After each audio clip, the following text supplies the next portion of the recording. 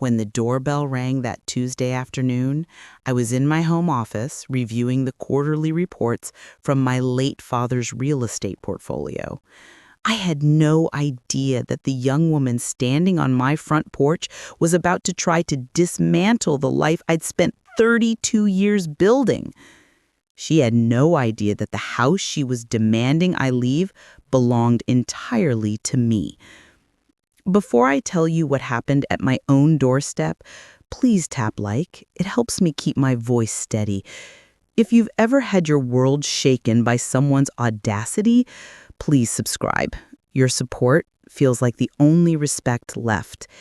And comment your name and where you're watching from. I want to remember those who stand with me. My name is Margaret Chen, and I'm 63 years old. What I'm about to tell you is the story of how I discovered my husband's betrayal, lost everything I thought I knew about my marriage, and found something far more valuable than I ever imagined. But I'm getting ahead of myself. Let me start from the moment that changed everything. She was young, maybe 23, wearing expensive designer clothes that I recognized from the boutiques I used to frequent before I stopped caring about such things.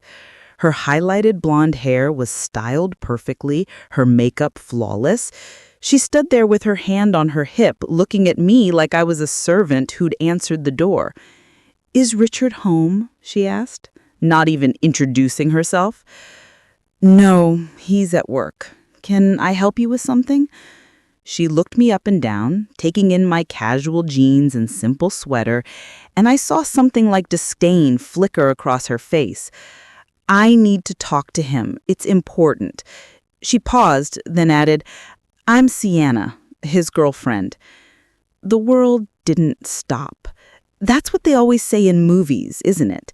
That time freezes when you hear devastating news. But it didn't.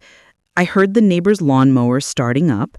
I felt the autumn breeze carrying the smell of someone's wood-burning fireplace. I noticed a dead leaf on my porch that needed to be swept away. Everything kept moving except something inside my chest. Whisper? What? His girlfriend. She said it so casually, like she was telling me she was his accountant or his dental hygienist. Look, I know this is awkward, but we need to talk about the living situation. Richard and I have been together for 8 months now, and honestly, it's time we stopped sneaking around. He wants to be with me, but he's worried about hurting you. He's too nice, you know. She actually smiled when she said that. Anyway, I was thinking you could stay with a friend or maybe your kids for a while, just until we figure out the details of the divorce and the house sale. I stood there, my hand still on the doorframe, trying to process what this child was saying to me. The house sale. My house. The Victorian I'd inherited from my father when he passed away 15 years ago. The home Richard had moved into when we married. Not the other way around. "I'm sorry," I said, and my voice sounded strange to my own ears, distant and mechanical. "I think there's been a misunderstanding." She rolled her eyes, actually rolled her eyes at me. "Look, I get that this is hard. Breakups are never easy, but Richard and I are in love, and you have to face reality. He hasn't been happy in this marriage for years. He told me all about it, how you just let yourself go, how you never want to do anything fun anymore, how you're always buried in work." She gestured at the house behind me. "This place is nice, but it's so old-fashioned. We're planning to renovate once it's ours, open up these walls, modernize everything." Ugh. I should have slammed the door in her face. I should have told her to leave my property immediately. But something in me, some morbid curiosity perhaps, needed to know more. "How did you two meet?" I heard myself ask. "At a conference in Miami 6 months ago. No, wait, 8. Time flies when you're happy, you know." She smiled again, and I noticed that she had perfect white teeth. Had Richard paid for those? He told me he was married, but that it was complicated, that you two were basically roommates at this point. Roommates. 32 years of marriage, and he'd described us as roommates? I see, I said. And Richard sent you here to tell me this? Oh no, he doesn't know I'm here. He'd be furious. She laughed like this was amusing. But I'm tired of waiting for him to grow a spine. Men are so conflict averse, you know? So I figured I'd just come talk to you, woman to woman, rip the Band-Aid off. You seem like a reasonable person. I'm sure you don't want to stay where you're not wanted, right? I looked at this young woman, this stranger who thought she could stand on my porch and dismantle my life, and something inside me went very still and very cold. I appreciate you coming by, Sienna. She frowned, clearly not getting the response she'd expected. Well, okay, but don't say I didn't try to make this easy.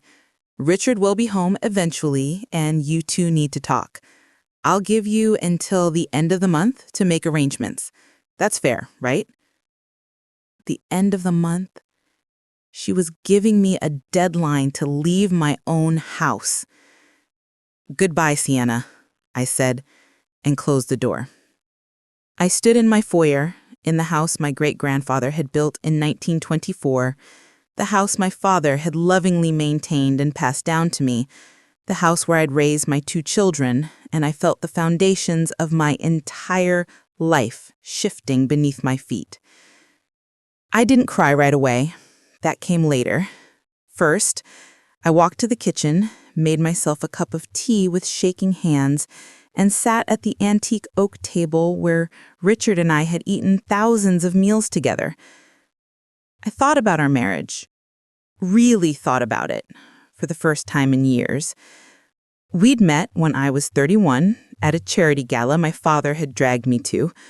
Richard was 35, charming, ambitious, working his way up at a financial consulting firm. He'd made me laugh that night, made me feel seen in a way I hadn't felt since my mother's death 2 years earlier. We dated for 8 months before he proposed, and it felt like a fairy tale. I was managing my father's real estate investments then, a portfolio of commercial and residential properties across the city. Richard had been impressed by my business acumen, or so he'd said. He'd supported my decision to continue working after we married, had even bragged to his friends about having such a successful wife. My father had died 10 years into our marriage, and I'd inherited everything. This house, the investment properties, and a substantial portfolio of stocks and bonds. Richard had been sympathetic during my grief, helpful with the paperwork, encouraging as I took full control of the business. We'd kept our finances largely separate, my inheritance protected in trusts and accounts bearing only my name, just as my father's lawyers had advised. We'd had 2 children, Emma, now 29 and living in Seattle with her husband and 2 kids, and James, 26 and finishing his medical residency in Boston. They were good kids, successful, happy. I'd thought Richard and I had done well by them. But when was the last time Richard and I had really talked? Not about logistics or schedules or what needed to be picked up from the store, but really talked. I couldn't remember. When was the last time he'd touched me with affection rather than routine? When had we last gone on a date, just the 2 of us, and enjoyed each other's company? The truth was, I'd been pouring all my energy into my work for years. After the kids left for college, after my father died, the properties and investments had become my focus, my purpose. I'd thrown myself into spreadsheets and contract negotiations and property inspections. It was easier than facing the emptiness of our too quiet house. And Richard had been traveling more for work. Conferences, he'd said. Training sessions, client meetings in other cities. I'd never questioned it.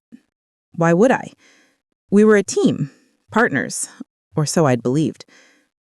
How stupid I'd been. How utterly, completely stupid. My phone buzzed with a text. Richard, working late tonight. Don't wait up. I stared at those words, wondering how many times over the past 8 months he'd sent similar messages. How many late nights had been spent with Sienna. How many business trips had been romantic getaways? I picked up my phone and called my lawyer, Patricia Hammond. We'd known each other for 15 years, had worked together on countless contracts and property deals. She answered on the second ring. Margaret, what a nice surprise. What can I do for you? Patricia, I need to ask you something, and I need complete honesty. If someone wanted to divorce me and claim rights to my properties, what would their legal position be? There was a pause. Margaret, what's happened? Just please answer the question. Well, given that your properties were all inherited or purchased before your marriage, and they're held in trusts with you as the sole beneficiary, any claim would be extremely weak. California is a community property state, but inherited assets are generally considered separate property. Plus, you've maintained clear separation of your investment income from joint accounts, which strengthens your position considerably. Another pause. Margaret, are you okay? I need you to do something for me. I need you to compile a complete inventory of everything I own, every property, every account, every asset. I need documentation showing purchase dates, inheritance records, everything, and I need you to do it quietly. Of course. Can you tell me what's going on? I told her about Sienna's visit. By the time she finished, Patricia was furious. That little... Margaret, I'm so sorry, but listen to me. You are in an incredibly strong legal position. If Richard wants a divorce, he's welcome to walk away, but he's not getting your assets. Not your house, not your properties, nothing. I'll make sure of that. Thank you, I whispered. Can you also recommend a private investigator? I need to know the full extent of what's been going on. I'll text you 3 names within the hour, the best in the business. And Margaret, don't you dare let that girl make you feel like you need to leave your own home. You built that life. You earned every bit of it. After we hung up, I sat in the growing darkness of my kitchen and let myself cry. Not gentle tears, but ugly, painful sobs that came from somewhere deep in my chest. I cried for the marriage I'd thought I had, for the partnership I'd believed in, for the trust that had been shattered. I cried for the version of myself who'd woken up that morning thinking her biggest problem was a difficult tenant in one of the commercial properties. But I didn't cry for long.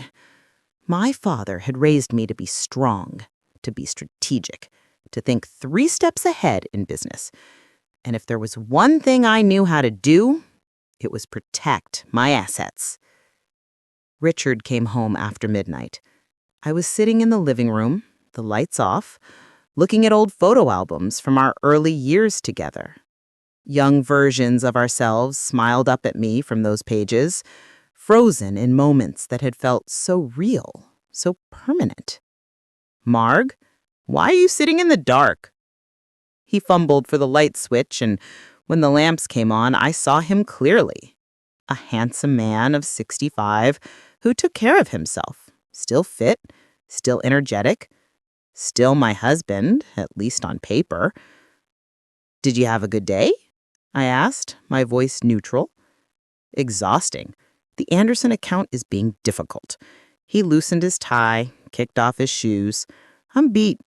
Coming to bed? I watched him perform this familiar routine, and I wondered if Sienna was right. Had he complained to her about me? Told her I'd let myself go? I was 63, yes. With gray hair I'd stopped coloring 2 years ago and laugh lines that had deepened into wrinkles. But I'd never been vain, had never thought Richard cared about such things. In a bit, I said. I want to finish looking through these albums. He glanced at the photos scattered around me. Nostalgic tonight? Something like that. He nodded and headed upstairs. 10 minutes later, I heard the shower running.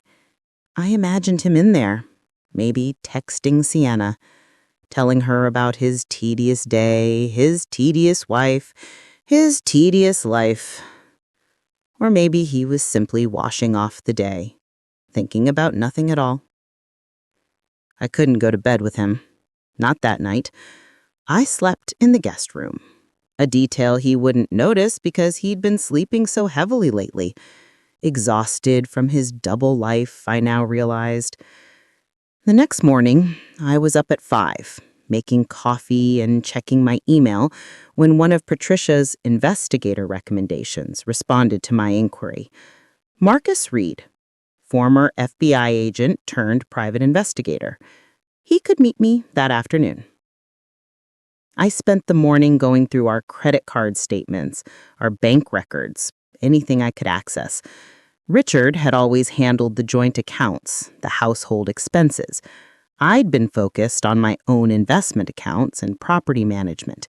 Now I looked more carefully at what he'd been spending. Jewelry purchases from Cartier, $15,000. A weekend at the Ritz-Carlton in San Francisco, $4,200. Flowers delivered to an address I didn't recognize, $300 monthly standing order for the past 6 months, dinners at expensive restaurants on nights he'd texted me he was working late, charges from lingerie boutiques, spa days, a trip to Napa Valley that had supposedly been a solo weekend workshop. The evidence was everywhere. I just never looked. Or maybe I'd chosen not to see. Marcus Reed was exactly what you'd expect from a former FBI agent. Mid-50s, gray hair cut short, shrewd eyes that missed nothing. We met at his office, a modest space in a professional building downtown. "Mrs. Chun, your lawyer filled me in on the basics. I'm sorry you're going through this." He pulled out a notepad. "Tell me everything you know." I told him about Sienna's visit, about the timeline she'd mentioned, about what I'd discovered in our financial records. He took notes without interrupting. 8 months is long enough for there to be significant evidence. With your permission, I'd like to conduct surveillance on your husband. I'll also do background checks on this Sienna woman, find out who she really is. You'd be surprised how often these situations involve financial motivations beyond simple affair dynamics. "What do you mean?" "Well, you're a wealthy woman. Your husband has access to what I assume is a comfortable..." I didn't tell my children yet. Emma and James had their own lives, their own challenges. Emma was dealing with her youngest starting kindergarten. James was surviving his residency's brutal hours. What would I say to them anyway? Your father is having an affair, but don't worry, I'm handling it. Marcus called me on a Thursday afternoon, 2 weeks after Sienna's visit. "I need to meet with you, today if possible. I have information you need to see." We met at a coffee shop far from my neighborhood. He had a thick folder with him, and his expression was grim. "How bad is it?" "Depends on your perspective." He opened the folder. First, the basics. They've been together for 8 months, as she said. He's been taking her on trips, expensive dinners, buying her gifts, all charged to your joint credit card, by the way. The financial piece is significant. Approximately $89,000 spent on this affair over 8 months. $89,000? That's correct. But here's where it gets interesting. He slid a document across the table. Sienna Hartwell, 23 years old. She doesn't work for her father's firm. She doesn't work at all. She's an Instagram influencer, or trying to be. She has about 15,000 followers, posts about luxury lifestyle, fashion, travel, all funded by various men she dates. Various men, I repeated. She's currently seeing at least 2 other men besides your husband. One is 68, a retired tech executive. The other is 45, married, owns a chain of car dealerships. He pulled out photos showing Sienna with different men. I spoke to one of her former associates. According to him, She targets wealthy, older men, especially ones in marriages she perceives as vulnerable. She's quite strategic about it. I stared at the photos. In each one, Sienna wore the same calculated smile, the same practiced affection. "There's more," Marcus said gently. "I need to prepare you for this. Your husband has been researching divorce law in California. He's had consultations with 3 different divorce attorneys, and he's been looking into your finances, specifically trying to determine how much he might be entitled to in a divorce settlement." My hands were shaking. I clasped them together in my lap.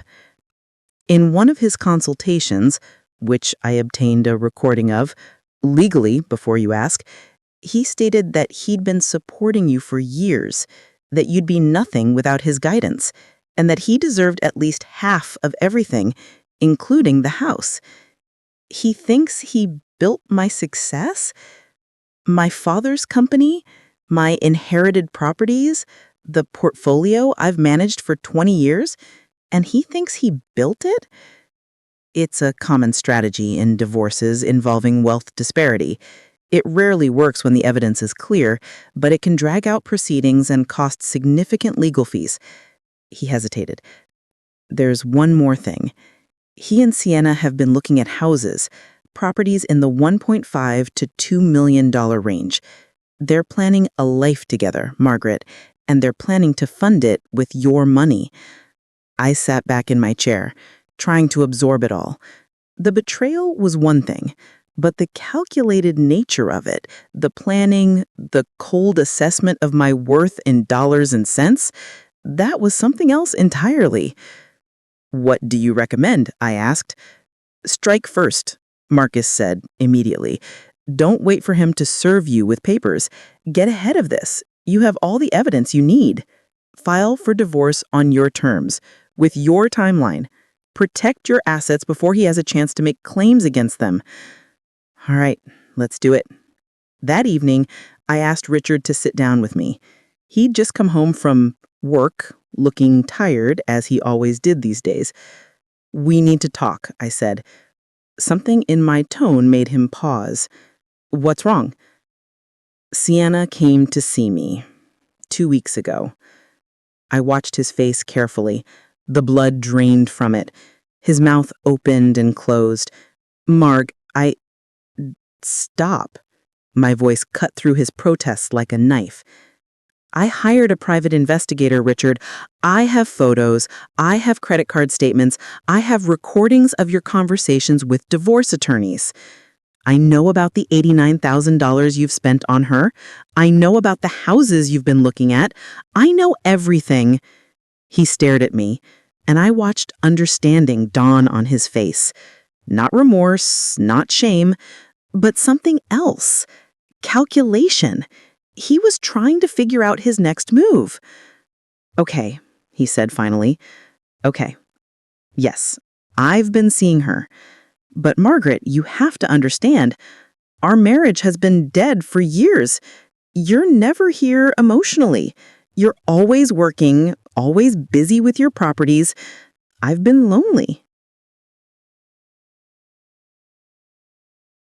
"So you spent nearly $90,000 of our joint money on your loneliness."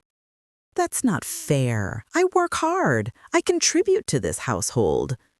"Do you?" I opened my laptop, pulled up the documents Patricia had prepared. "Let's talk about contributions. This house is mine. I inherited it. These 16 properties that generate our primary income? Mine. Purchased with my inheritance, managed by me, producing profits that have grown the portfolio from $4 million to $28 million over 20 years. The stock portfolio? Mine. The retirement accounts? Separate. Always have been." His face was getting red. "I helped you build that portfolio. My financial advice." "You mean the advice to invest in tech stocks in 2020 that I didn't take because my analysts predicted the correction? Or the advice to sell my downtown properties that I also didn't take because I knew the area was being rezoned?" Richard, when was the last time you gave me financial advice that I actually used?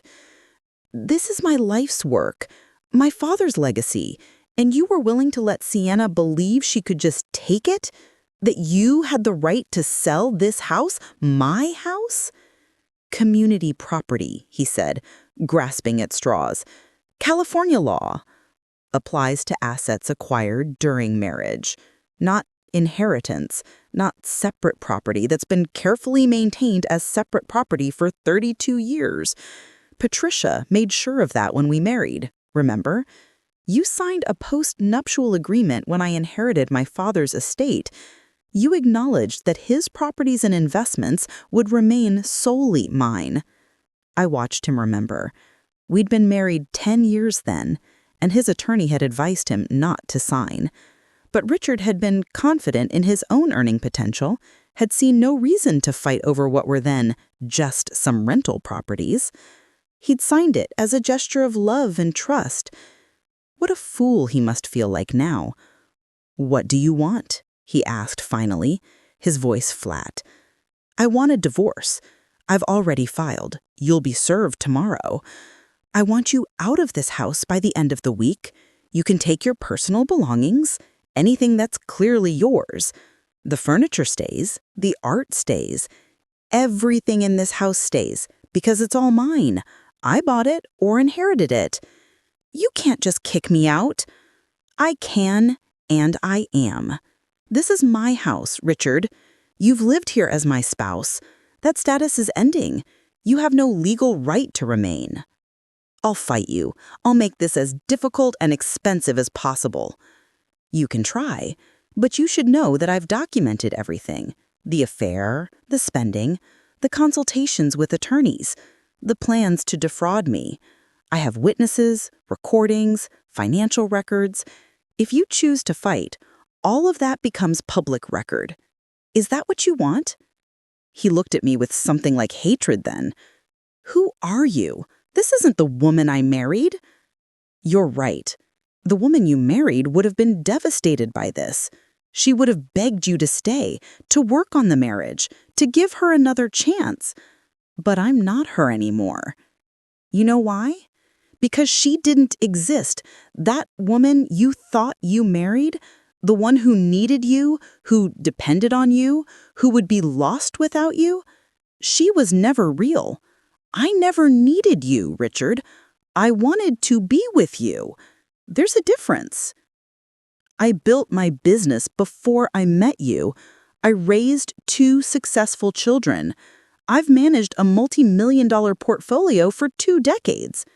I've negotiated complex deals with developers and bankers and city planners. I am not, and have never been, the weak woman you apparently described to your attorneys? The woman who would be nothing without your guidance?" He flinched at that. "You have until Sunday to pack your things. After that, the locks change. Am I clear? This is my home, too. I have rights. Read the postnup. You have the right to leave with what you brought to this marriage, which is essentially your personal effects in your career. That's it.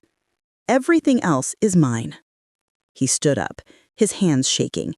"You're heartless. After 32 years, this is how you treat me?" "No, Richard.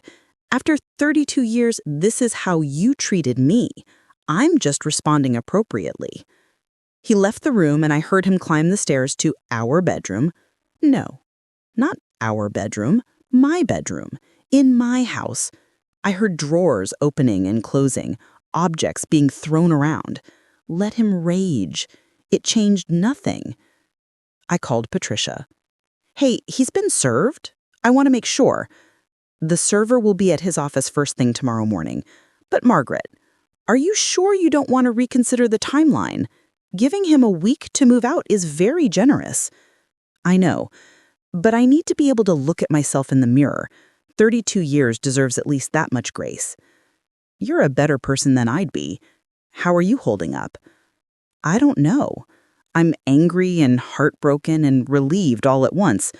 Does that make sense?" "Perfect sense. Listen, you're going to get through this, and you're going to be okay. Better than okay." That night, I slept in the master bedroom for the first time in 2 weeks.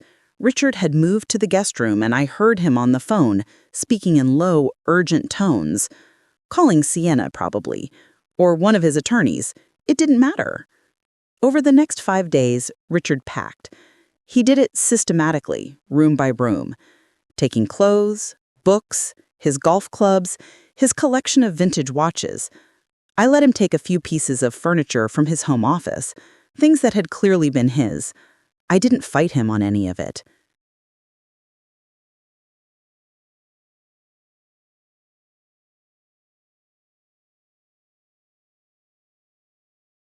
We barely spoke. When we did, it was about logistics. Where were the keys to the storage unit? Which insurance documents were his? Could he have the coffee maker? No, I'd bought it. Emma called on Thursday. Mom, Dad called me. He said you two are separating. What's going on? I'd been dreading this conversation. Your father has been having an affair. For 8 months. I found out, and I decided I deserved better than that. Silence on the other end of the line. Then, oh, Mom, oh no, I'm so sorry. A pause. Wait, he called me and made it sound like you were being unreasonable, like you were kicking him out over nothing. That's not surprising.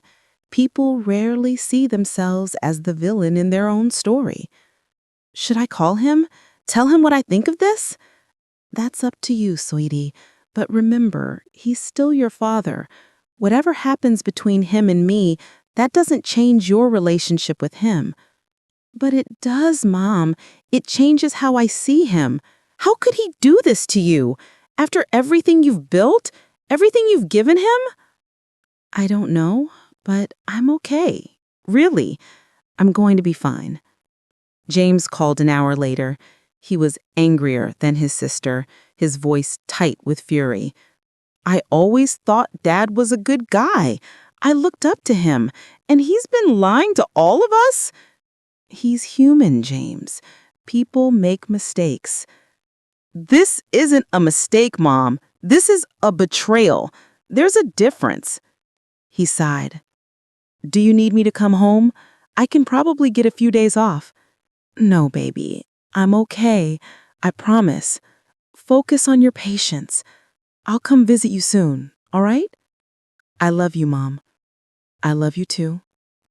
On Sunday morning, Richard loaded the last of his boxes into his car. I watched from the kitchen window. This man I'd loved for more than 30 decades, becoming a stranger who was leaving my life. He came to the door one last time. Margaret, can we talk? Really talk. I stepped onto the porch. What is there to say? I'm sorry. I know you don't believe me, but I am. I never meant for any of this to happen. But it did happen, and you let it keep happening. For 8 months? You spent our money on her? You let her think she could take my home? You consulted with attorneys about how to take what's mine?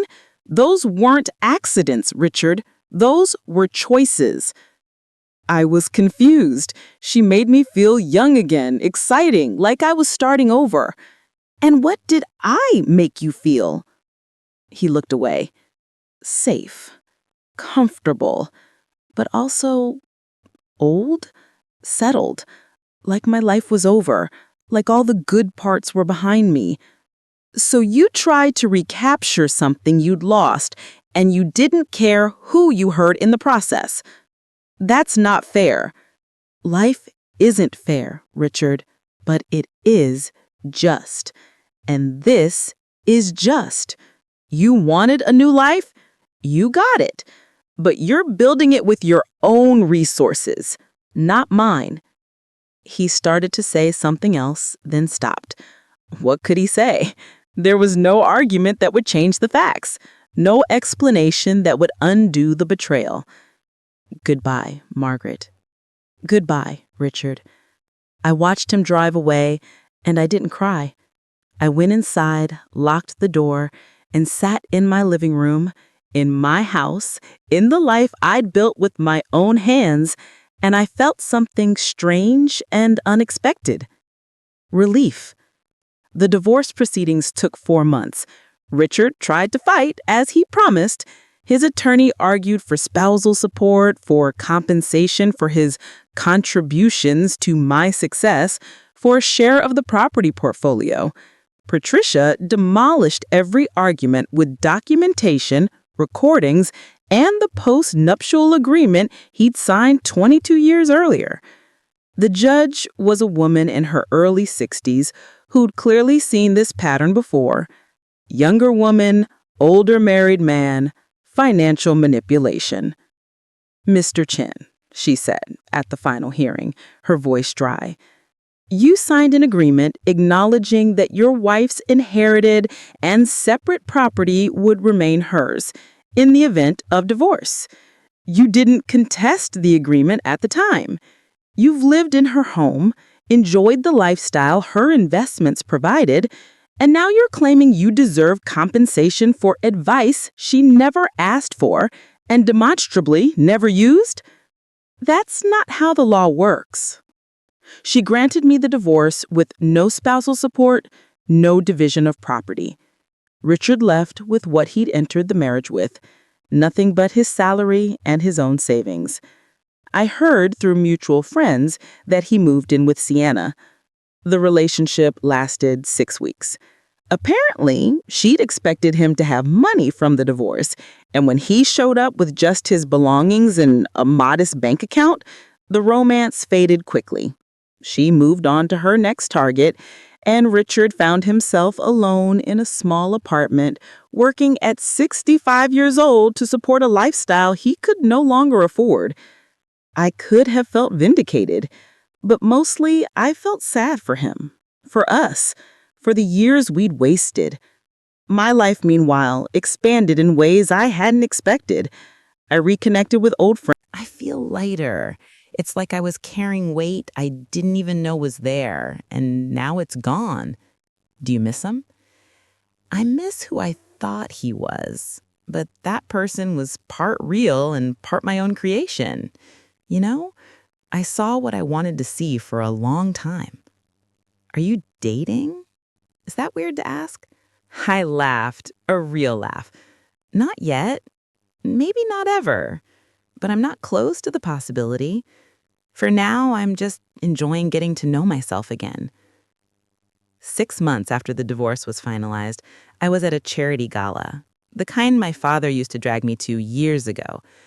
I joined the board of a foundation supporting arts education in underprivileged schools, and this was our major fundraiser. I was talking with the foundation president when a man approached us. He was perhaps 70, silver-haired, with kind eyes and an easy smile. "Margaret Chen? I'm David Winters. I worked with your father years ago before he retired. I was so sorry to hear about his passing." We talked for an hour about my father, about the foundation, about his own work as a retired judge. He was widowed, had 3 adult children, and had the kind of gentle humor that made me laugh without trying to impress me. "Would you like to have dinner sometime?" he asked as the evening was winding down. "Just as friends. 2 people who miss having interesting conversations." I smiled. "I'd like that. We've been having dinner once a week for 3 months now. It's nothing serious, nothing dramatic. Just 2 people enjoying each other's company with no expectations and no pressure. Maybe it will become something more. Maybe it won't. For the first time in decades, I'm okay with not knowing what comes next." I ran into Sienna once, about 8 months after everything happened. I was having lunch at a cafe downtown with a client, finalizing a property deal, when I saw her at the counter ordering coffee. She looked different, harder somehow, though she was still beautiful in that calculated way. Our eyes met. She recognized me immediately, and I watched her face go through a series of expressions: surprise, embarrassment, defiance. She walked over to my table. "Mrs. Chen." "Sienna." I wanted to apologize for what I did, coming to your house like that, saying those things. It was wrong. I studied her face, trying to determine if she meant it. I think she did in her way. Yes, it was, she said.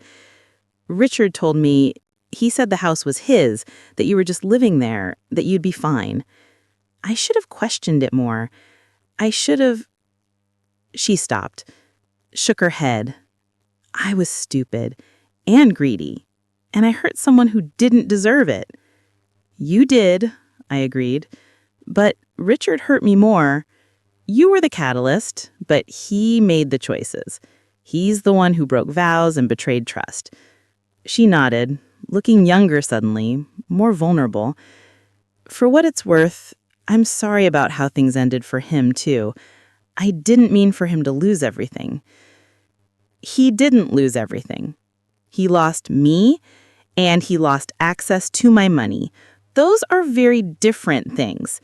Everything he actually built himself, he still has.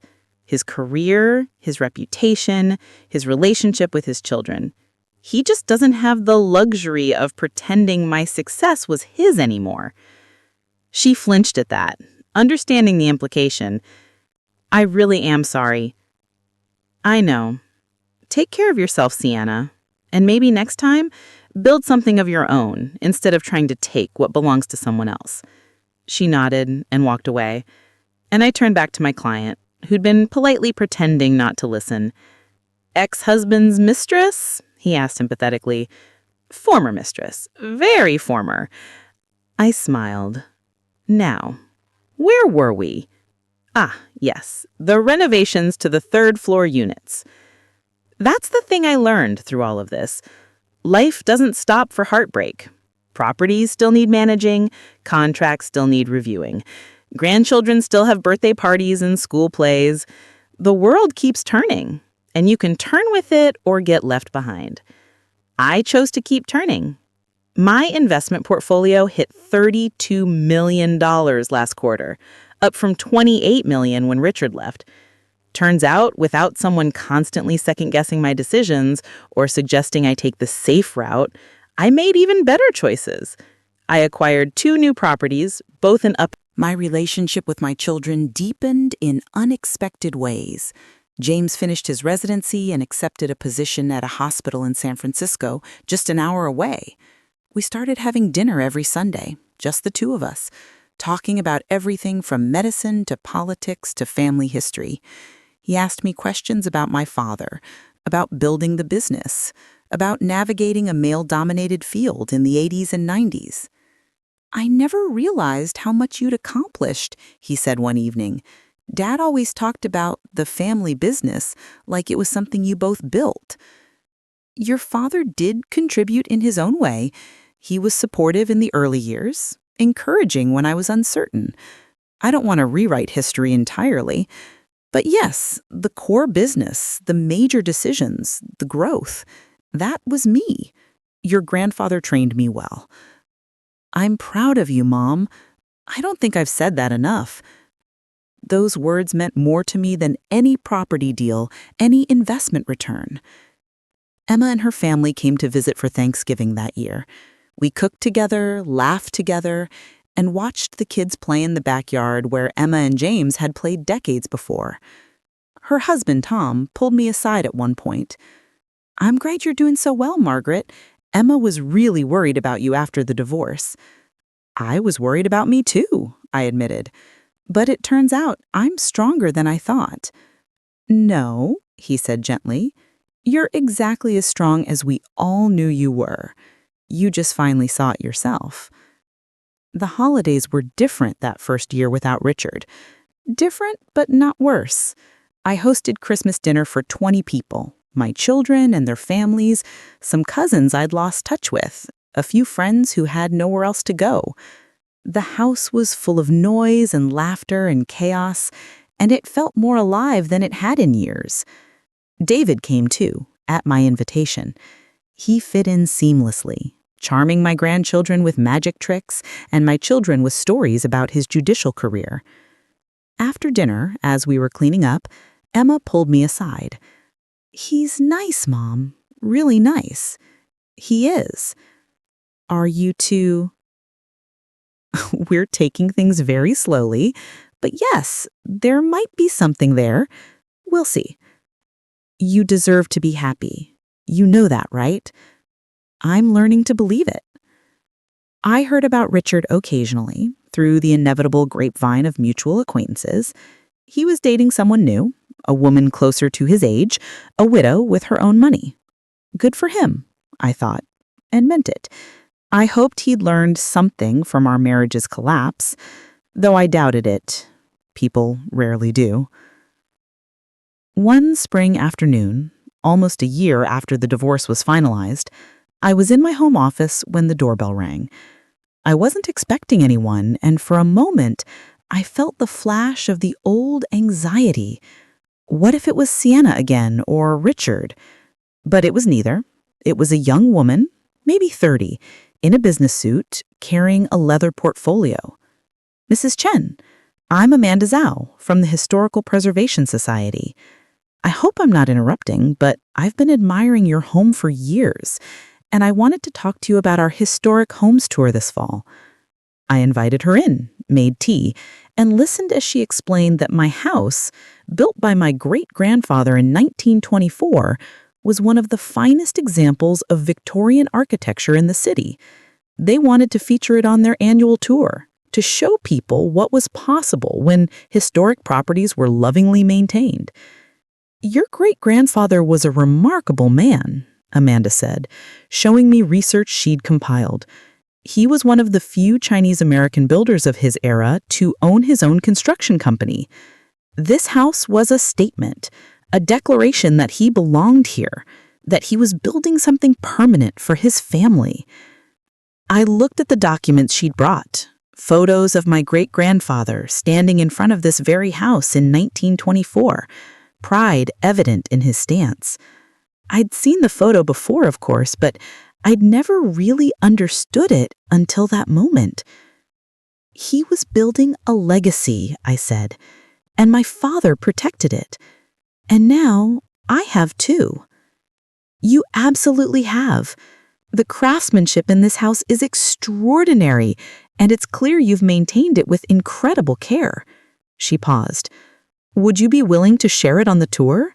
Let people see what your family has preserved? Yes, I said immediately. I'd be honored. The tour was in October. Over 300 people came through my house that weekend, admiring the original woodwork, the stained glass windows, the marble fireplaces. I stood in the foyer, greeting visitors, telling them about my great-grandfather, my father, the generations of love poured into these walls. David came both days, helping me manage the crowds, charming the visitors with his easy warmth. On the second evening, after the last guest had left, we sat on the front porch as the sun set. This house is part of your soul, he observed. It is.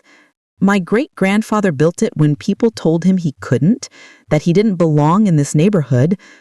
My father maintained it when everyone was selling off the old Victorians to developers. And I almost lost it because I wasn't paying attention to what was happening in my own marriage. But you didn't lose it. You fought for it. You protected your family's legacy. I did. And in doing that, I found myself again. He reached over and took my hand. It was the first time we'd held hands, such a simple gesture, but weighted with meaning. His hand was warm, solid, real. Margaret, I know we've been taking things slowly, and I respect that, but I need you to know something. I'm falling in love with you. Not with your house or your money or your success, with you. The woman who cries over old photos of her great-grandfather. The woman who fights for what she believes in. The woman who laughs at my terrible jokes and calls me out when I'm being pompous. I felt tears on my cheeks. I'm falling in love with you too. And it terrifies me because I thought I knew what love was. And I was so wrong. This is different. We're different. We're two whole people choosing to share our lives, not two incomplete people trying to fill each other's gaps. I don't need you, Margaret. I want you. There's a world of difference. I want you too, I whispered. We sat there as darkness fell. holding hands on the porch of the house my great-grandfather built, and I felt something settle in my chest. Peace, maybe, or hope, or simply the quiet knowledge that I was exactly where I was meant to be. The following year brought changes I never expected. David and I got engaged on my 65th birthday. We didn't rush to the altar. We were too old and too wise for that. But we made a commitment to build a life together, slowly and intentionally. Janet and I expanded the business, acquiring a small commercial building in the Arts District that we converted into affordable studio spaces for working artists. It was a passion project more than a moneymaker, but watching young creatives pursue their dreams in spaces I'd helped create brought me more satisfaction than any profit margin. Emma had another baby, a little girl they named Margaret Rose after me and my mother. When she placed that tiny bundle in my arms and said, "I want her to grow up knowing how strong her grandmother is," I wept with joy I didn't know was possible. James started dating a pediatric surgeon he'd met at the hospital, a brilliant woman named Keisha, who made him laugh like I hadn't heard in years. When he brought her to Sunday dinner, I saw the way he looked at her, like she was the most fascinating person in the world. And I felt grateful that my children had learned what real partnership looked like, even if they'd had to learn from my mistakes as much as my successes. I ran into Richard one more time at James's white coat ceremony when he was promoted to attending physician. We were both there to support our son, proud parents despite our fractured history. "Margaret," he said, approaching me cautiously, "you look well." "Thank you. So do you." And he did. The anger and resentment that marked his face during the divorce had faded. He looked settled, calmer. "I heard you're engaged." "Congratulations." "Thank you. I heard you're seeing someone as well." "I am. Her name is Patricia. She's a school principal. She's patient with me. God knows I need that." He looked uncomfortable. I wanted to say something. I've wanted to say it for a while now, but I didn't know how. "Okay. I'm sorry. Not just for the affair, though I'm sorry for that too, but for everything. For taking credit for your success. For making you feel like you needed me more than you did. For not seeing how extraordinary you were until I'd already lost you." He swallowed hard. "You deserved better than I gave you. For all 32 years, not just at the end."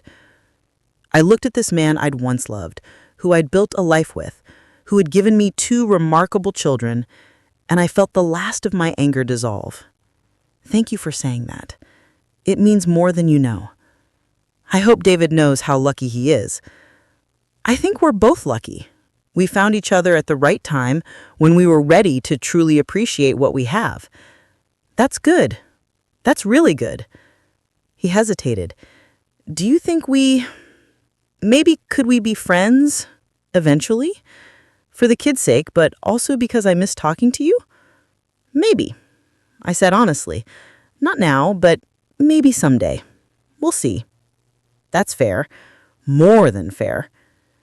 James's ceremony began, and we took our seats on opposite sides of the auditorium.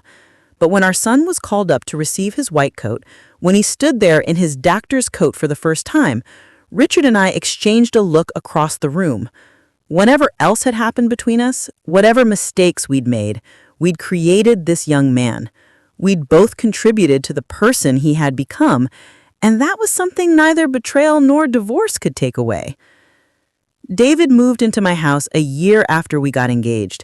It felt right, finally, to share this space with someone who respected its history and understood what it meant to me. We renovated the 3rd floor, creating a suite for visiting family, and we planted a garden in the backyard with vegetables and flowers, something living and growing that we tended together.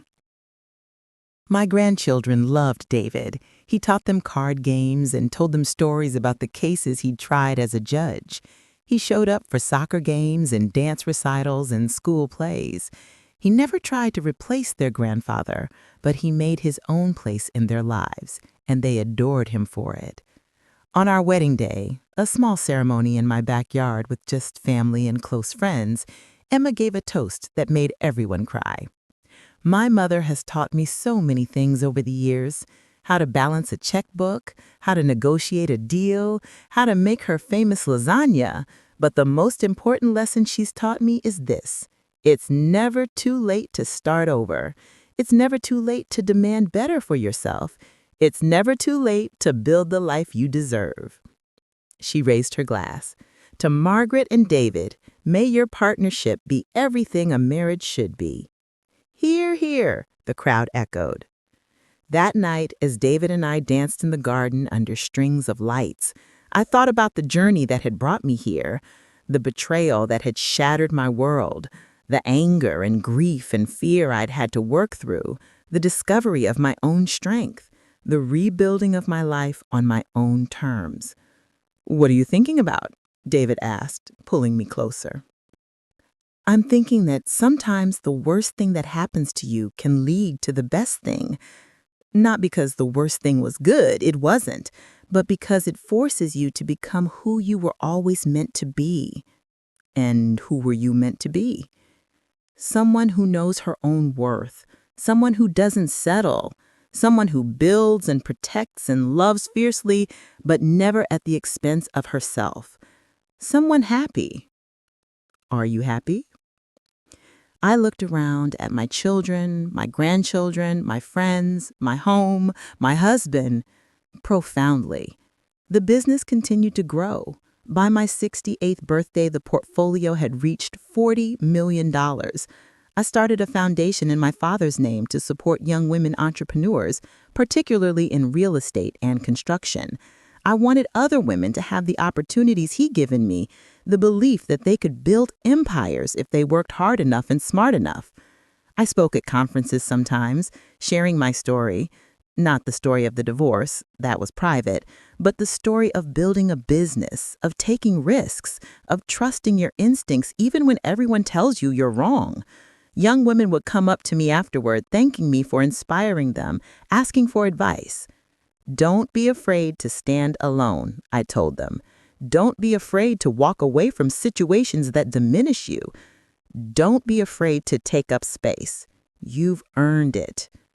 I thought about Sienna sometimes, wondered where she was, if she'd ever found what she was looking for. I hope she had. I hope she'd learned that you can't build a life on borrowed money and borrowed men, that real security comes from within.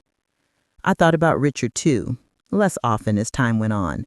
The bitterness faded, replaced by a kind of wistful sadness for what we had and lost. But I didn't regret the divorce, not for a moment. It had freed us both to become better versions of ourselves, or at least to try.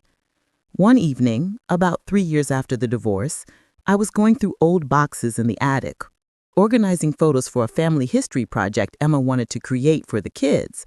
I found a photo of Richard and me on our wedding day, both of us young and hopeful and so sure we knew what forever meant. I looked at that young woman in her wedding dress, and I wanted to tell her so much. I wanted to warn her about what was coming, yes, but also to reassure her, to tell her that she was stronger than she knew, that she would survive, that she would thrive. But she had to walk her own path, make her own mistakes, learn her own lessons, just like we all do. I put the photo in an envelope marked "For Emma and James," photos of their parents' early years together. They deserved to have those memories, even if the marriage hadn't lasted. We were a family once, and that was real, even if it ended. David found me in the attic, tears on my cheeks. "You okay?" he asked gently. "I'm perfect, just remembering." We sat down beside me and looked through the photos together. Him understanding that my past was part of who I was, not threatened by it. Me, grateful for a partner who let me be fully myself, history and all. That's the thing about second chances. They're not about erasing what came before. They're about learning from it, growing from it, and building something new with all the wisdom you've gained. I am 70 years old now as I tell you this story. David and I have been married for 5 years, together for 7. The business continues to thrive under Janet's increasingly capable management. My children are happy, successful, building lives I'm proud of. My grandchildren are growing up confident and loved in a family that models respect and partnership and the courage to demand better when you deserve it. The house my great-grandfather built still stands, beautifully maintained, full of life and love and laughter. It weathered the storm of my divorce, just like it weathered the storms of a century, solid and strong and permanent. And me? I am finally, completely, wholly myself. Not someone's wife or someone's mother or someone's business partner, though I'm still all those things. But fundamentally, deeply, I am Margaret Chen, the woman who built an empire, the woman who fought for her legacy, the woman who discovered that it's never too late to start over, never too late to demand respect, never too late to build the life you deserve. When that 23-year-old girl showed up at my door 3 years ago and demanded I leave, she thought she was taking my home. She had no idea she was actually giving me the greatest gift anyone ever gave me, the push I needed to remember my own worth. I own my $800,000 home. I own my $40 million portfolio. I own my business, my choices, my life. But most importantly, I own myself. And no one, not Richard, not Sienna, not anyone can ever take that away from me again.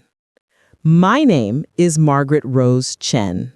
I am 70 years old, and this is the story of how I lost my marriage and found myself. If you enjoyed my story, I'd love to hear your thoughts in the comments below. Have you ever had a moment that forced you to rediscover your worth? Share your story. We're all in this together, learning and growing and becoming who we're meant to be.